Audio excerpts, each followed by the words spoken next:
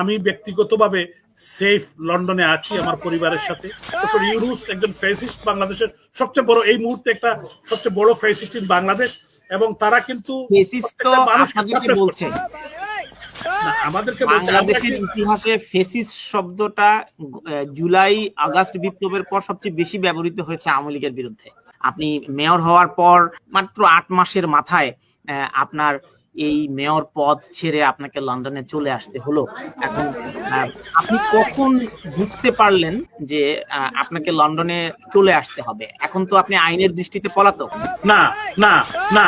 আচ্ছা, আরেকটি প্রশ্ন এসছে, আবির করেছেন এটি AAA। আচ্ছা, স্বাধীনতার পক্ষের লোক সবাই দেশ থেকে পালালেন, কিন্তু রাজাকার কেউ দেশ ছাড়েনি, এই বিষয়ে আপনার মন্তব্য? সব স্বাধীনতার পক্ষের মানুষ দেশ ছেড়ে পালিয়ে গেল, কিন্তু রাজাকাররা কেউ যায়নি। আমি যে ভাই প্রশ্ন করেছেন ধন্যবাদ। এটা কিন্তু তাই বলছে, স্বাধীনতার সপক্ষে সব লোক পালায় নাই, কিন্তু এই প্ল্যানটা আমরা দেরিতে আমরা বুঝতে পেরেছি, এবং মাননীয় প্রধানমন্ত্রী রাষ্ট্রনায়ক শেখ হাসিনা কিন্তু এটাকে মেনশন করেছিলেন বারবার।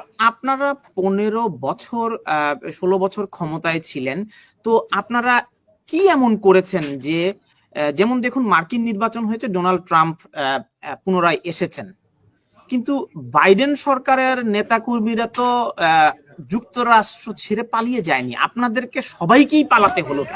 এখানে আমাদের ব্যর্থতা আছে, এটা আমি স্বীকার করব, যে কিছু কিছু জায়গায় আমাদের ব্যর্থতা আছে এবং কিছু কিছু জায়গায় আমাদের অনেক ভুল ত্রুটিও আছে, যেটা আমি স্বীকার করতে চাই। তাহলে আপনাদের শাসন আমলে যে বিচার বহির্ভূত হত্যাকাণ্ড হয়েছে, ব্যাংক লুট হয়েছে, শেয়ার বাজার লুট হয়েছে, আপনাদের নামে যে সমস্ত কেলেঙ্কারি হয়েছে, পুলিশের সবচেয়ে বড় কর্মকর্তা থেকে শুরু করে বিচারপতি থেকে শুরু করে এমন কোন বিভাগ নেই যেটিতে আপনারা দুর্নীতিতে, স্বজনপ্রীতিতে, দলীয়করণে এবং লুটপাটে আপনারা চ্যাম্পিয়ন কেউ ছাড়িয়ে গেছেন। যে আপনাকে এভিডেন্সিয়াল বলতে হবে। আপনি ব্যাংক লুটের কথা বলছেন, কারা লুটেরা, কত টাকা লুট করেছে এবং কোথায়, আপনাকে এভিডেন্স তো দিতে হবে। এভিডেন্স ছাড়া তো আপনি বলতে পারেন আমরা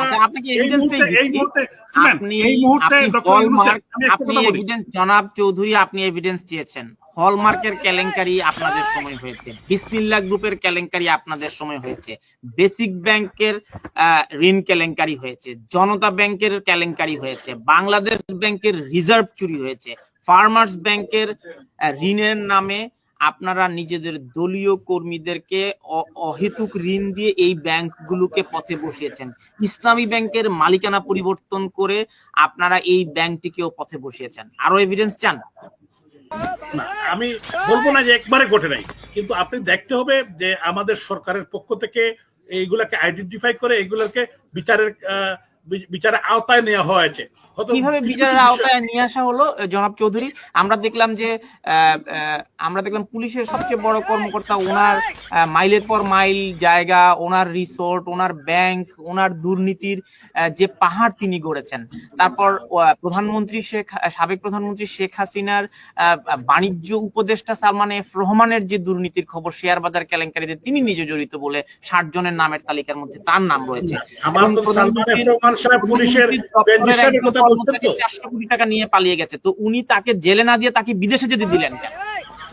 না, বিষয়টা হলো যে বিদেশে কেউ যদি পালিয়ে যায়, তাকে তো আপনার যতক্ষণ পর্যন্ত আপনি বাংলাদেশে না আনবেন, তাকে কিভাবে আপনি আল জাজিরার সেই ডকুমেন্টারিটি যদি দেখে থাকেন, ওনার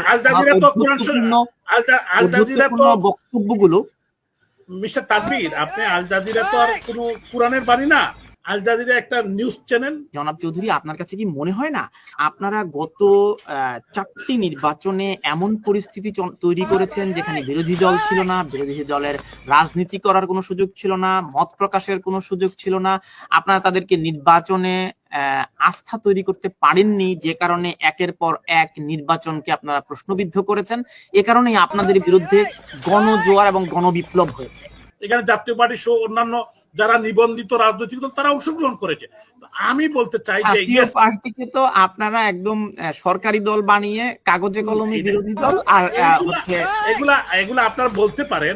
আপনার কাছে কি মনে হয় না যে 2008 সালে আপনারা ক্ষমতায় এসে তত্ত্বাবধায়ক সরকার ব্যবস্থাটা বাতিল করে দিলেন, 2014 সালে বিরোধী দল ছাড়া একতরফা নির্বাচন করলেন, 153টি আসনে বিনা ভোটে নির্বাচন করলেন, 2018 সালে এসে আপনারা একাদশ জাতীয় সংসদের আগের রাতে ব্যালট বাক্স ভর্তি করে সেটিকে জাতির সামনে আনলেন, বাক্স ভর্তি করা যেটাকে অনেকেই রাতের ভোট বলে আপনাদেরকে কলঙ্কিত করেছে সেই নির্বাচনটি। আবার 2024 সালে এসে আপনাদের নিজেদের দলের নেতাদেরকে আপনারা স্বতন্ত্র একটা বিরোধী দল বানিয়ে আর একটা নির্বাচন করলেন। তো এই 16 বছরে মানুষের যে ক্ষোভ, মানুষের যে আকাঙ্ক্ষার গণতন্ত্র যে বাধাগ্রস্ত হয়েছে, এটিরই প্রতিফলন এই জনবিক্ষোভ। না, আমি বলি আপনাকে, এটা একটি জায়গায় কিন্তু আমরা ফেল করেছি। আমি আবারও বলতে চাই এটা আমাদের ব্যর্থতার জায়গা। আমার জন্মদাতা মা, ওনার 97 ইয়ার্স ওল্ড, উনি যেটা বলেছেন যে উনার এই বয়সে উনি কোনোদিন এরকম এই আমাদের এই যে ভূখণ্ড, এই ভূখণ্ডতে এরকম দেখেন নাই। এটা কিন্তু দুঃখজনক। এটা আমরা গণতন্ত্রের স্বার্থে আমরা সবসময়, আপনি যদি বলেন গণতন্ত্রের স্বার্থে, তো একটা বাংলাদেশের মানুষ যদি এখন বলে যে আমরা হিজবুত তাহরিকে ক্ষমতায় দেখতে চাই অথবা আমরা জামায়াত ইসলামীকে ক্ষমতায় দেখতে চাই, বাংলাদেশের অধিকাংশ মানুষ যদি, আপনি যদি গণতন্ত্রের কথা বলেন, গণতন্ত্র সংখ্যাগরিষ্ঠের মতামত, তো এখন সবাই যদি বলে হিজবুত তাহরি আর জামায়াত ইসলামীকে বাংলাদেশের সংখ্যাগরিষ্ঠ জনগণ ক্ষমতায় দেখতে চায়, তাকে যদি মানুষ ভোট দেয় তাহলে তো আমাদের বলার কিছু থাকবে না। একটি প্রশ্ন এসেছে, আমি স্ক্রিনে দিয়েছি। সিলেটে M16 রাইফেল নিয়ে কারা রাস্তায় ছিল? 4 আগস্ট ঢাকায় আওয়ামী লীগ ছাত্রলীগের কি ভূমিকা ছিল? কারা অস্ত্র নিয়ে জয় বাংলা স্লোগান দিয়েছিল? কলঙ্কিত করার জন্য। এই জুলাই আন্দোলনে যে সিলেটে যে সহিংসতা হয়েছে, সিলেটে যে হত্যাকাণ্ডগুলো হয়েছে, সিলেটে একজন সাংবাদিককে মেরে ফেলা হয়েছে, তখন আপনার কি ভূমিকা ছিল? শুনেন, আমি সিলেটে একটি হত্যাকাণ্ড ঘটেছে, সাংবাদিক তুরাব। এখন আপনারা এই পরিস্থিতি থেকে আপনারা কি আওয়ামী লীগ আর ফিরে আসতে পারবেন? আপনার কি মনে হয়? আমার তো মনে হচ্ছে যে আপনারা কেউ কেউ নিরাপদে চলে গেছেন। একটি বড় প্রশ্ন সবসময় আসে যে সকল নেতাকর্মীরা যারা সিনিয়র এবং যারা অর্থ এবং বিত্তশালী, তাদেরকে সহজে দেশ ছেড়ে পালিয়ে যেতে সহায়তা করা হয়েছে, কিন্তু যারা তৃণমূলের আছেন, নির্যাতিত হচ্ছেন, প্রকৃত রাজনীতিবিদ, তারা নির্যাতনের শিকার হচ্ছেন। হ্যাঁ, তো এখন আপনাদের রাজনৈতিক দলের মুখপাত্রের কি অভাব হয়েছে যে আপনারা কোনো নির্দেশনা দিতে পারলেন না? 5ই অগাস্ট আপনার দলীয় প্রধান যখন গণভবন থেকে চলে গেলেন, তখন আপনারা কখন জানতে পারলেন যে আপনাদেরও সরে পড়তে হবে? ব্যক্তিগতভাবে আসলে আমার জানা নেই। আপনারা যে 2009 সালে আপনাদের খেলাপি ঋণের পরিমাণ ছিল 22,481 কোটি টাকা, আর আপনারা যখন ক্ষমতা থেকে বিদায় নিলেন মার্চ পর্যন্ত 2024 সালে খেলাপি ঋণের পরিমাণ হচ্ছে 82,000 কোটি টাকা। জনগণের টাকা, এইটার জন্য একদিন বিচার হবে বাংলাদেশ। কিন্তু আপনাদের যে দুর্নীতির খতিয়ান আমরা দেখলাম, এবং সবচেয়ে বড় একটি অভিযোগ আপনাদেরকে, মানে দাড়ি টুপি দেখলেই আপনারা রাজাকার বানিয়ে দেন, আপনাদের বিরুদ্ধে গেলেই আপনারা বলেন জামাত শিবির, আপনাদের কোনো সমালোচনা করলেই তাকে ট্রোল করে, তাকে হেনস্থা করে, আপনার গঠনমূলক সমালোচনাও করা যেত না। না শুনেন, এগুলা দাড়ি টুপিওয়ালা আমাদের বাপ চাচা। একটা খুব ব্যক্তিগত প্রশ্ন, আপনি চাইলে এটি জবাব দিতে পারেন, আপনি চাইলে এটি জবাব নাও দিতে পারেন, যেহেতু একজন দর্শক করেছে। আপনি এখন কোন স্ট্যাটাসে লন্ডনে আছেন? আপনি সিলেটের সাবেক মেয়র, বাংলাদেশের নাগরিক। শুনেন, আমি কিন্তু নাগরিকত্ব গ্রহণ করছেন। আমি তো অবশ্যই বাংলাদেশের নাগরিক, আমি বাংলাদেশের ভোটার, যে আমি নির্বাচন করেছি আওয়ামী লীগের প্রার্থী হিসেবে এবং আমি নির্বাচিত হয়েছি। এখন পর্যন্ত আমি নির্বাচিত মেয়র সিলেটে।